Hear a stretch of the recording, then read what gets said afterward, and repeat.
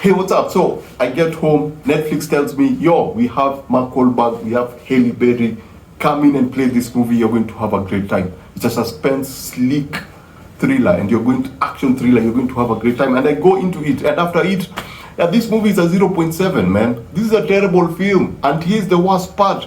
They have such great talents in this movie. Luke Cage is in this movie. Halle Berry, the one and only Halle Berry is in this movie.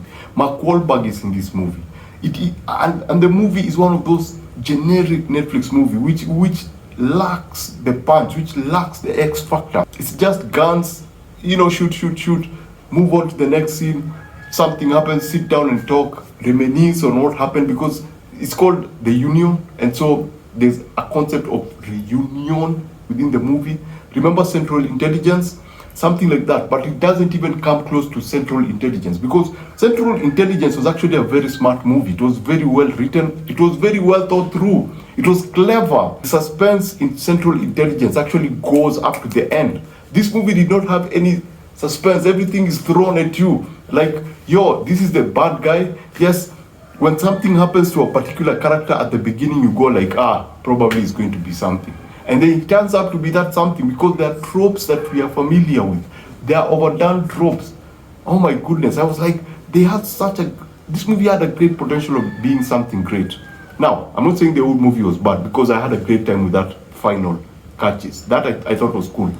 If they didn't stop for banter, I thought that particular scene was pretty awesome. Now, Mark Wahlberg, Halle Berry, put them in a cafe, have them have a dialogue. That's interesting. That's always cool to watch, because Halle Berry was, channeling the energy of Mark Wahlberg at some moment, that it made for very interesting viewing. I thought that the chemistry, the two of them sitting down and having conversation, that was pretty cool. But when it goes now into an action scene, whereby you're chasing someone in a car and then you have to stop to have a dialogue, for me, I didn't buy that. I thought it was distracting from what was important. Now, I liked the car chasing, and that for me was the better part about the movie. Everything else, I didn't like the familiar tropes whereby you get the guy who knows nothing about a secret organization into the organization. You train them for 2 weeks. You train them to trust you, and then things happen, and then you go like, yo, you remember that training that we did? Trust me this time. We've seen that before, done better. But the biggest crime about this movie is that the movie does not have a personality. So when you think of James Bond, the action, the style, the player boy character, and of course the big bombastic ending. When you think of any Guy Ritchie movie, there's the dialogue.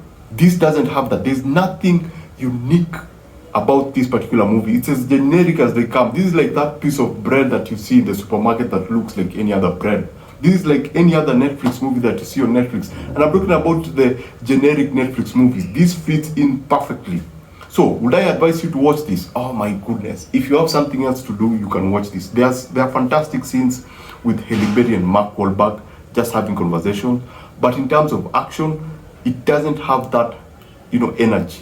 It doesn't have the X factor that makes for a very good spy, suspense, thriller, or action movie.